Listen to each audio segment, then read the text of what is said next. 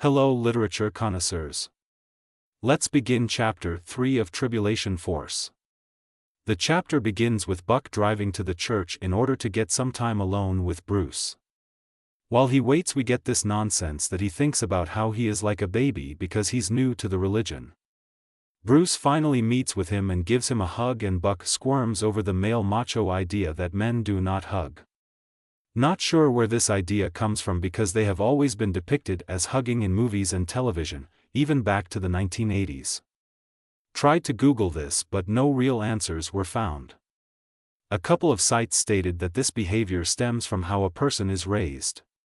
Considering that sports players pat each other on the butt, I'm not completely convinced that men in general have a problem with hugs. All times men are depicted as being against hugs have been by white supremacists. So why are the authors continuing to follow this trope? We don't even see any real pushback by the authors, just their characters being uncomfortable for some strange reason.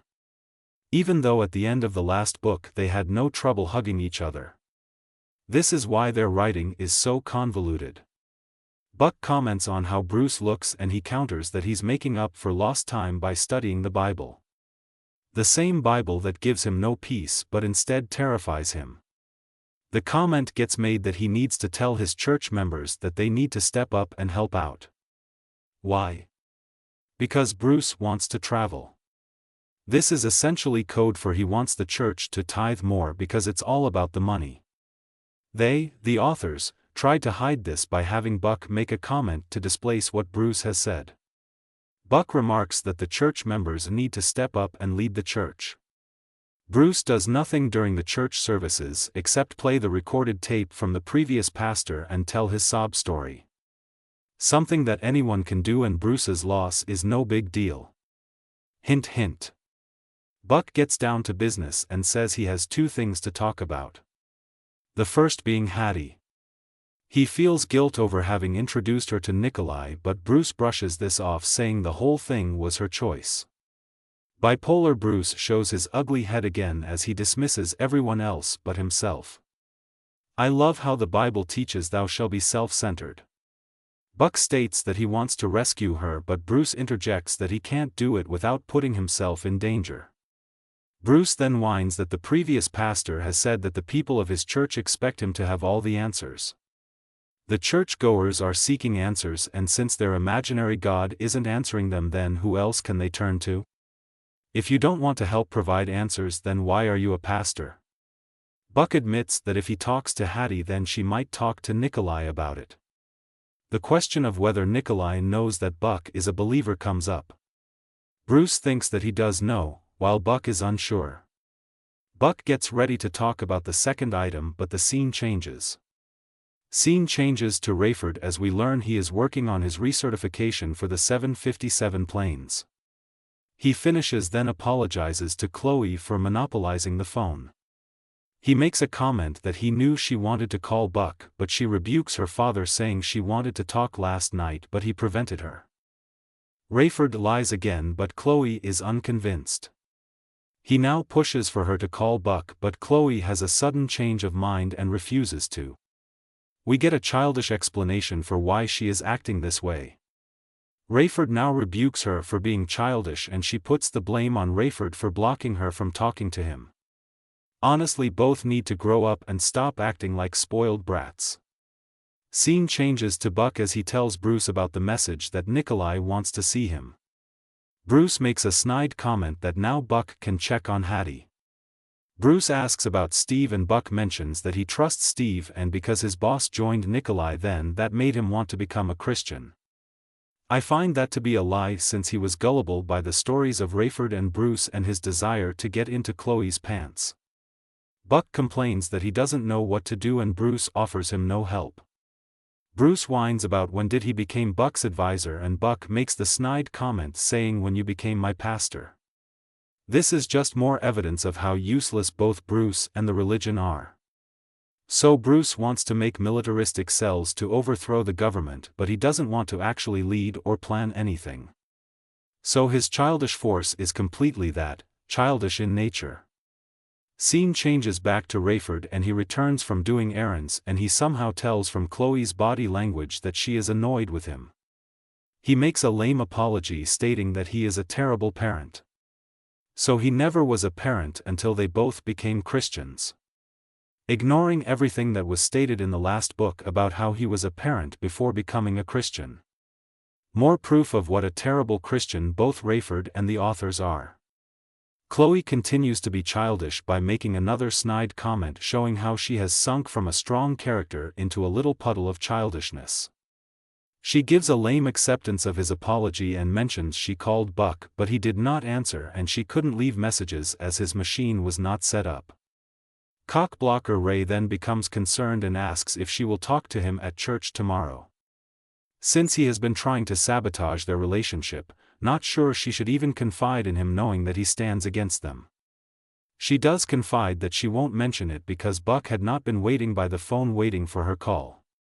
So sad for her that the world doesn't revolve around her. Insert eye roll. Is this really how the members of the authors' churches act? The authors really must hate their church members. Scene changes to Buck as he works on his story about the disappearances. We get told he is focusing on what the tabloids and the Bible say. Again, more proof that Buck is not a real journalist. It is ironic that the Bible gets featured with stories like Hitler's ghost, putting it on the same level. This just shows how ridiculous the Bible is, and the authors are admitting this. Catholics get mentioned, bringing the usual vitriol the Protestants have against them. We get told that the ones that agree with Protestant propaganda were taken up in the rapture, including a newly elected pope. A new character is introduced named Cardinal Peter, and he makes statements that the disappearances were the work of his God getting rid of anyone that did not obey the Catholic Church. This needs to be filed away because it will prove the ridiculousness of this character later on.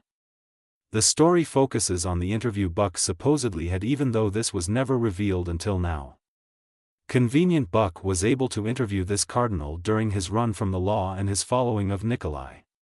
The interview follows that Peter thinks the disappearances are due to God removing all the bad people in the world.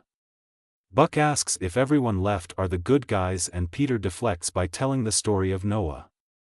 Buck asks why the people taken were all said to be very good people, but the cardinal says they are not as good as people think. Buck changes tactics and asks about the babies and fetuses that vanished. Peter contradicts himself here by saying God took them to protect them. From who? All the good people left?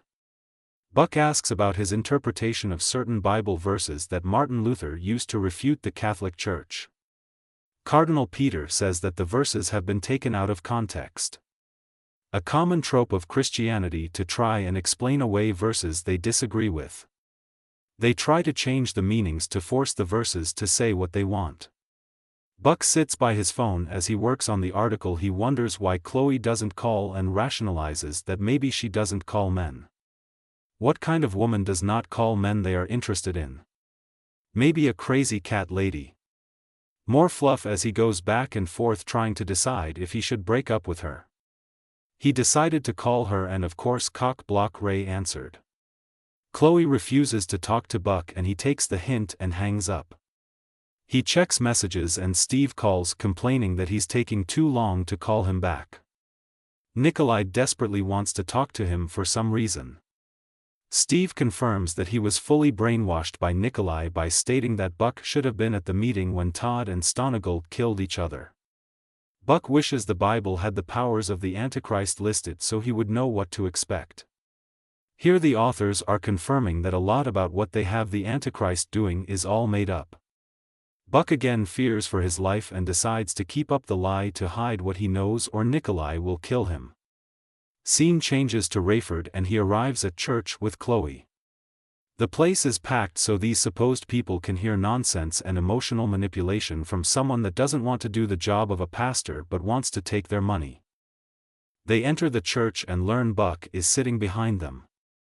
Buck tries to talk to Chloe but the service starts and interrupts. This avoidance is getting boring. It was cute the first few times, but how many times must a dead horse be beaten? The church service can be skipped because it provides nothing of substance other than Bruce trying to convince the church he is not crazy. He uses his backstory to emotionally manipulate the listeners. Bruce continues preaching and says a stupid statement that God doesn't want anyone to die, but then why is he committing murder? You can't say you are against murder if you are committing murder. That makes you a hypocrite. The authors have just proved that their God, if he exists, is a hypocrite. More fluff gets introduced as things change to Rayford's perspective, and he reflects on how the entire church service would be stupid to him weeks ago, but now he's amazed. We get told the whole room is amazed and wants Bruce to keep preaching as he says he has finished. Still, we had nothing of substance, just a typical scam pastor trying to use fear and manipulation to fool his audience. However, none of this would be convincing to a non-Christian because we get nothing substantial that would prove any of what he says is true. This ends Chapter 3 of Childish Force. Join us next time for Chapter 4.